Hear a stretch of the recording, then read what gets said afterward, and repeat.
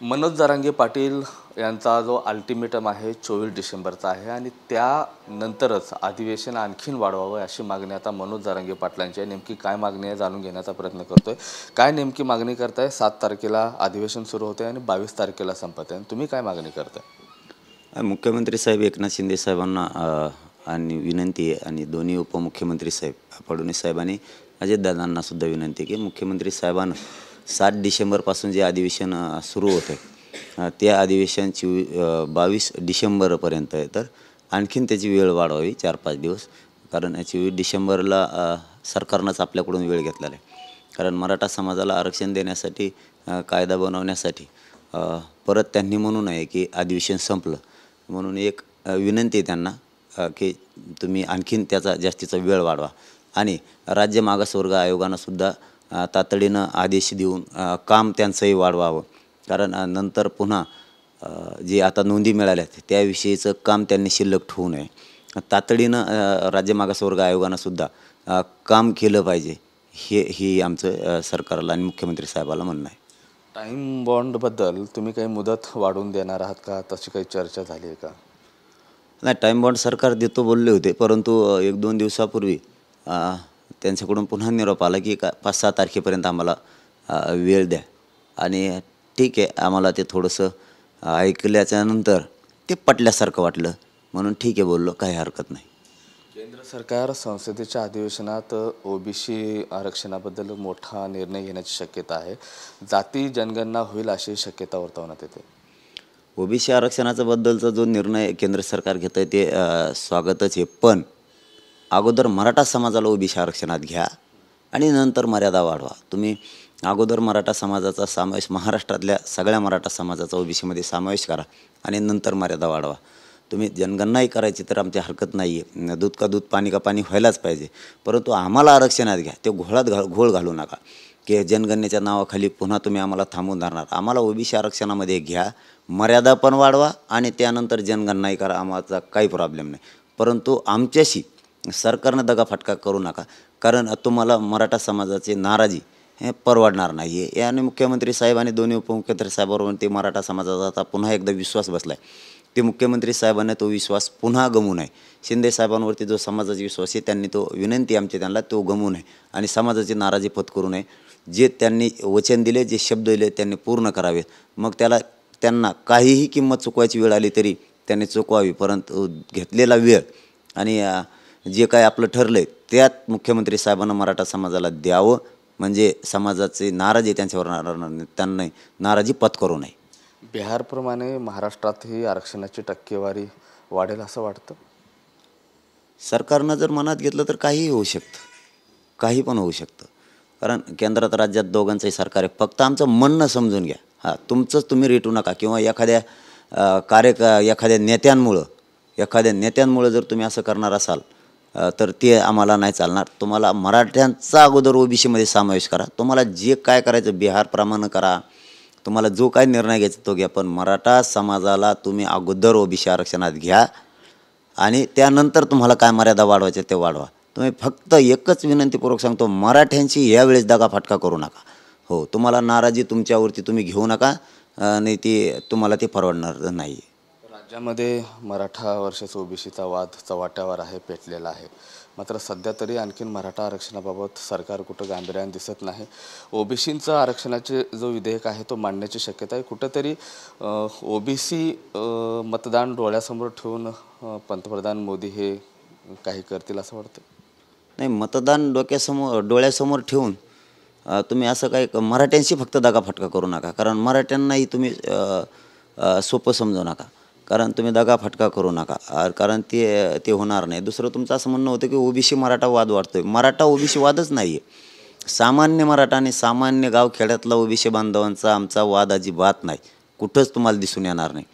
हे 4-2 जण ते फुकट्यासारखे गप्पा मारतात, घेणं ना देणं, हे जुनाट 2-4, ते तर त्या दुसऱ्यांना बिचाऱ्यांना दोष देण्यात उपयोग नाही, हे एकटंच त्यांना नादी लावित आहे, त्यामुळं ते बिचारे हे त्यांना विलाजस्तो जातात। परंतु आता त्यातले बी आमचे काही बांधव ओबीसी बांधवांचे नेते तेही कमी झाले, त्यांच्या लक्षात आलं याच्या मांडीला मांडी लावून बसणं म्हणजे उगाच आपल्यालाही पोळं नाही, चट्टे बसणं, त्यामुळं याच्याही नादी लागत नाही कोणी, हे उगा आपलं कुंकडं बरळत आहे या फक्त यामुळंच जातीय म्हणजे ओबीसी आणि मराठा वाद चिघळतो हे म्हणता येणार नाही, कारण आम्ही एकत्र आहेत दोघंसुद्धा आणि आयुष्यभर राहणार आहेत. राधाकृष्ण विखे पाटील म्हणाले, त्यांनी एक सल्ला दिला भुजबळांना की भुजबळांनी संयम पाळला पाहिजे, दोन जातीमध्ये तेढ निर्माण होईल असं वक्तव्य केलं नाही पाहिजे. नाही, त्यांचं बरोबर आहे, कारण मराठा समाजाच्या सगळ्याच नेत्यांना, सगळ्याच पक्षांच्या नेत्यांना असंच एकजुटीनं बोलणं गरजेचं आहे. कारण इथं गोरगरिबांच्या पोरांचे जे गोरगरिबांचे घरातले पोर आहेत यांच्या कल्याणासाठी आणि हक्काचं मागतो आहे, आमच्या नोंदी मिळाल्यात म्हणून मागतो. कायद्याच्या चौकटीत असतानाही एक माणूस मिळू देत नाही म्हणजे सरकारवर दबाव निर्माण करायला आहे काय? हेच विखे पाटील साहेबाच्या लक्षात आलं असेल की हा दबाव निर्माण करतोय. विनाकारण कायद्याच्या चौकटीत मराठ्यांचं आरक्षण बसतंय, शासकीय नोंदी मिळाल्यात, हा जाणून बुजून विरोध करतो, त्यांच्या लक्षात आलं असेल. असंच सगळ्या पक्षाच्या मराठ्यांच्या नेत्याचं जर लक्षात आलं आणि सगळ्यांनी एवढ्या वेळेस गोरगरीब मराठ्यांचं कल्याण व्हावं, ते मोठे व्हावेत म्हणून त्यांच्या पाठीशी जर उभं राहिले तर मराठा समाज यांना आयुष्यभर विसरणार नाही, सगळ्याच पक्षातल्या सगळ्याच मराठ्यांच्या नेत्यांना. आणि यांनी एकजूट येण्याचं आमचं आव्हान आहे, तुम्ही एकजूट व्हा, कारण समाजाच्या लेकरावर वेळ आली, हीच योग्य वेळ आहे लेकरांच्या पाठीशी उभा राहण्याची. याच्यात राजकारण करू नका आणि राजकीय फायद्यासाठी विनाकारण तुम्ही आमच्या गोरगरिबांच्या मराठ्यांच्या पोराला विटीस धरू नका. आम्ही तर सोडणारच नाही तुम्हाला, कारण इथं गोरगरिबांच्या घराघरातल्या लेकरांच्या आयुष्याचा प्रश्न आहे आणि त्यांना मोठं करण्यासाठी आणि त्यांचं चांगलं होण्यासाठी जीव गेला तरी आम्ही लढत राहणार आहेत. त्याची तर काळजी करायची गरजच नाही. आम्ही तर आरक्षण हे गोरगरीब घराघरातल्या मराठ्यांना मिळूनच देणार. बीडमधलं जाळपोळ प्रकरण तुम्हाला माहिती आहे, 30 तारखेला जाळपोळ झाली होती. या प्रकरणात आतापर्यंत 262 जणांना अटक केली. मात्र काल जो पप्पू शिंदे नावाचा जो अटक झालेला आहे तो एका राजकीय पक्षाचा जो जिल्हाध्यक्ष आहे त्यांचा तो भाचा आहे, कसं पाहता? नाही, आता दोषी आम्ही समर्थन पहिल्यांदाही केलं नाही, आताही करणार. जे आहेत त्यांची चौकशी केलीच पाहिजे. परंतु आमचं म्हणणं पुन्हा एकदा मुख्यमंत्री आणि गृहमंत्री साहेबांकडे की त्या बीड जिल्ह्यामध्ये जाणून बुजून जे लोक नाहीत हे निष्पाप लोकांना सुद्धा त्रास होतो आहे. ह्या माजलगावसारख्या शहरात, केससारख्या, आंबेजोगाईसारख्या शहरात जाणून बुजून मराठ्यांच्या पोरांना बीड शहरात टार्गेट केलं जातं विनाकारण. हे त्रास होतो आहे. आम्ही तुम्हाला 4-5 वेळेस सांगितलं ना, आज TV9च्या माध्यमातूनही मुख्यमंत्री साहेबांना, गृहमंत्री साहेबांना विनंती आमची की तुम्ही याच्यात गांभीर्यानं लक्ष आणखीन तरी घाला.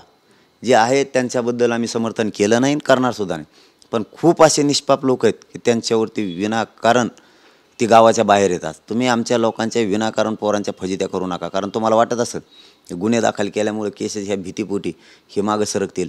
सरकारवर रोज जास्त वाढायला लागला आहे पोरांचा विनाकारण आत टाकल्यामुळं. तुम्ही याचं गांभीर्याने दखल घ्या. असे महाराष्ट्रातल्या प्रत्येक जिल्ह्यात साखळी उपोषण करणारे, आमरण उपोषण करणाऱ्या लोकांसुद्धा या पोलिसांचा त्रास व्हायला लागला आहे. आणि बीडचे पोलीस तर म्हणजे काही जाणून बुजून निष्पापांना मध्ये टाकायलेत. आम्ही 4-5 वेळेस तुम्हाला सांगितलं आहे, आता आम्ही सांगून कदारलेलो आहेत तुम्हाला आमचं शेवटचं सांगणं आहे की तुम्ही बारकाईने याच्यात लक्ष घालून गांभीर्यानं घ्या. जे आहेत त्यांच्याबद्दल आमचं काहीच म्हणणं नाही, अजिबात नाही समर्थन करणार, पण जे नाहीत ना त्यांना तुम्ही त्रास देऊ नका, ही तुम्हाला आमची शेवटची विनंती.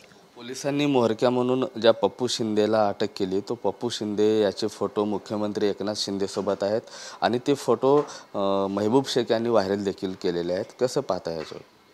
नाही, आता ते सरकारचा प्रश्न आहे. त्यांचे फोटो म्हणल्याच्यानंतर ते त्याची चौकशी करतील. आपण त्याच्यात बोलण्याची आवश्यकता नाही. त्यांना जे तपास करायचे ते करतीलच.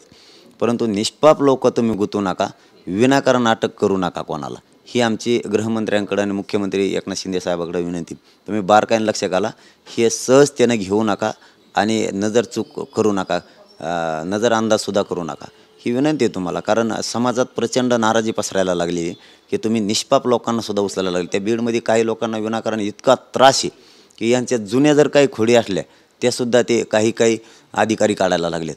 त्यामुळं याचं त्या अधिकाऱ्यांचं तर होऊन जाईल, त्याचा काही जुना असेल तर तो करेल, परंतु ही रोज सरकारला पत्करायला लागणार आहे, याची काळजी सरकारनं घ्या. यापेक्षा मी जास्त काही सांगू शकत नाही. नक्कीच जाळपोळ प्रकरणामध्ये जे आरोपी अटकेत आहेत त्यांचं कधीही समर्थन केलं जाणार नाही. मात्र हाकणं कोणत्याही कार्यकर्त्यावर जाणीवपूर्वक कारवाई झाली नाही पाहिजे, याचीही काळजी पोलिसांनी घेणं गरजेचं आहे, असं साकडं देखील आता मनोज जरांगे पाटील यांनी घातलेलं आहे. कॅमेरा पर्सन हर्षलसह मी महेंद्रकुमार मुधोळकर, TV9 मराठी, छत्रपती संभाजीनगर.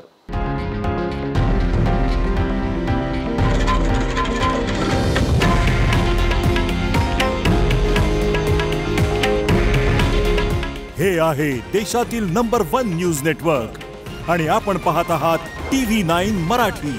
काळजी तुमची, हित महाराष्ट्राचं.